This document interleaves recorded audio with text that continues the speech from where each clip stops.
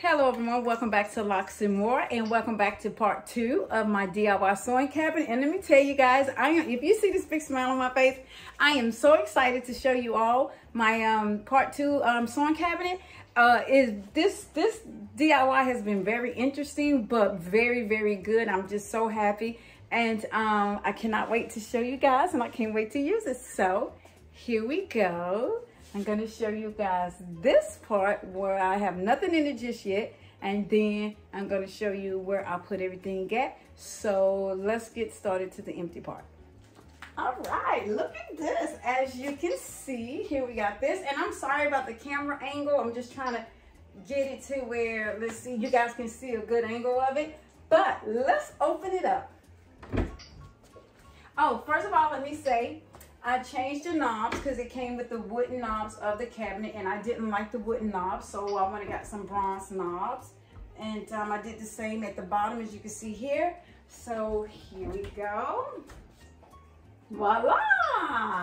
Look at that. So here I have my table, and what I did, okay, I'm gonna push the doors back, and I did the shelving to go to the side so that I can push the doors back, and that way if I want to watch TV while I'm sewing, I can watch TV while I'm sewing. Also on this side, I did the same thing. I put enough space where I can put all my thread here, and I can just push it back. So that is that. And we got the drop down table.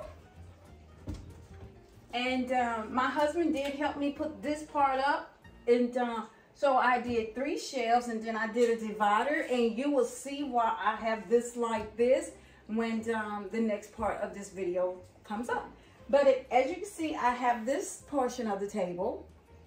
Guys, this is the best part of this table. I love it. I love it.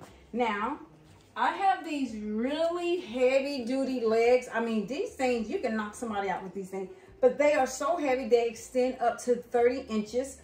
And I like them, and I chose to not bolt my legs on, because that's just my choice, and and I like it. But I just take these, and put this here.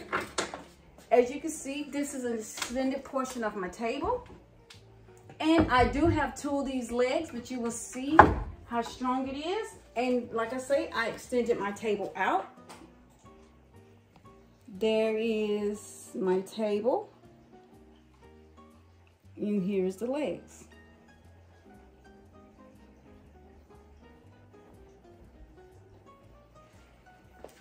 So that is this portion of the video of all this part before my cabinet, before I put anything in it. So far, tell me what you all are liking about this cabinet. I completely almost forgot to show you all the bottom. So here's the bottom of my DIY sewing cabinet. Now what I did with the bottom, I painted the bottom, and then I just had some drawers that I had from in one of my rooms in the back, and I just took this and I just added inside of it, and then I can just use this for another sewing machine that I have for when my granddaughter comes over and she can use it. So this is the bottom of my cabinet. I can do storage stuff here, more material, and maybe, a few things here. But like I said, part 2 of that video is coming up when I put everything together and let you all see how everything fits inside of it and all that good stuff. And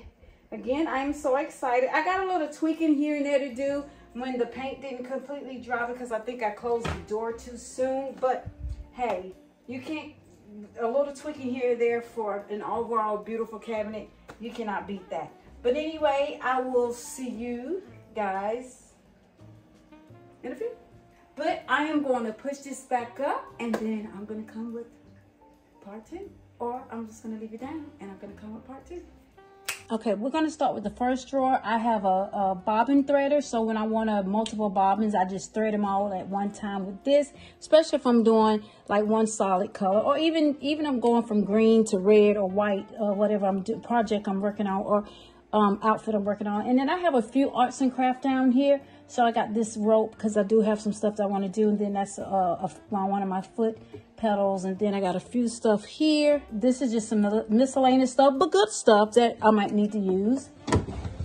And then here I have one of my foot pedals for my serger. Then I got my nail guns, my glue guns, and some pens and some extra scissors and some markers and stuff like that. So that is all that. Then I have some magnetic stuff, my books. So I think, yeah, books, and I think that part y'all see. But anyway, before I close the bottom up, I'm going to open up the top at the same time. And what I did do, so everything won't be looking so dark, I'm going to show you all this. I did put a light on the side, and it's a step-on light, and so I have a light down here so it won't be so dark and all that stuff. Now we're going to open up the top, and it's the same way. I install lights everywhere around here, and voila, look at that. I am in love. I'm going to go ahead and push this cabinet back. I am going to be adding some stuff on this side, but just on the outer part where it's doesn't have to be pushed in all the way. And look at that. So I can actually add some stuff here, maybe some flat things. So as you can see, I have all my threads, and yes, everything is color coordinated, so it's easier to get to it. I do have my scissors here because I just like to just bring all my scissors just close to me. Then I do have, let me drop down the table. I'm only going to drop it down this far right now so you guys can see. I have my serger here. Then I have my Project Runway sewing machine here. And just a few miscellaneous, my small scissors in this cute little jar. So then of course my things that hold my fabric together. I don't know why this thing is hard. Oh, I got it taped. But these are the things that instead of you using push pins, you clamp this on your fabric, and that's what this are. That's what these is. Of course, you know, guys, you've seen this in my last video. These are all my bobbins in here, but I do have a couple of bobbin holders. I am going to put these in, but for the sake of this video, I just didn't want to take up any more of you guys' time so we can hurry up and get this sewing cabinet out the way. Of course, I have my seamstress thing here. Small scissors. Have a lot of small fabric where I was doing face masks, and so that's what these are. And then of course, you know, you got your cutters, and I got these little containers that I found, and these will be labeled. But right now, I don't need to even label them because I can actually see what it is. So, but eventually I'm going to label it because I think it looks cuter when it's labeled. And of course, I do have my pattern weights. So when I'm cutting something out, I actually made these myself. I have a couple of them, and I did make some for my daughter. So I made some smaller and bigger ones, pattern weights. And which is so easy and so simple. So I'm going to put that back in there. And again, I have some this is wax, thread and wax, and then you have your measuring tape. But these are some bigger spool threads that I have that did not go here on the back of my door. And a couple other little things that I just threw in there. Just so I can hurry up and get this video done, guys. And over here, I do have a few patterns. I got these patterns. And then I have a few patterns here. So I cannot wait to make some of these, especially a few. Ooh, can't wait for the summer. Well, I'm going to make them before the summer so that I can actually wear them.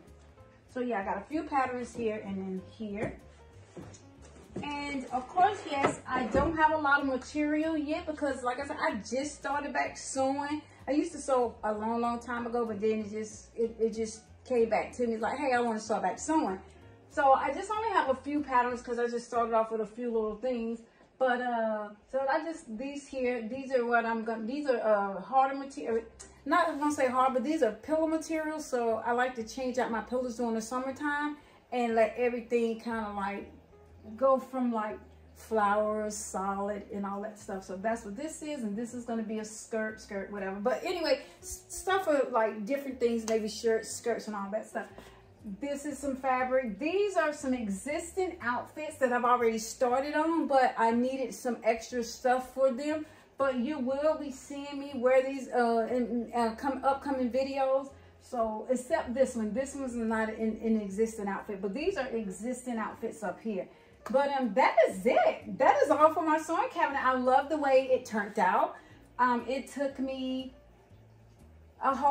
maybe a full week to do this because, you know, in between the time I had to paint it, let it dry, paint it, let it dry. Then I had to put the clear coat on top and all that. So I love it. Leave a comment down below and tell me how you all like this sewing cabinet, how it turned out. And then also I am working on another small cabinet to go with this, and you all will see that as well.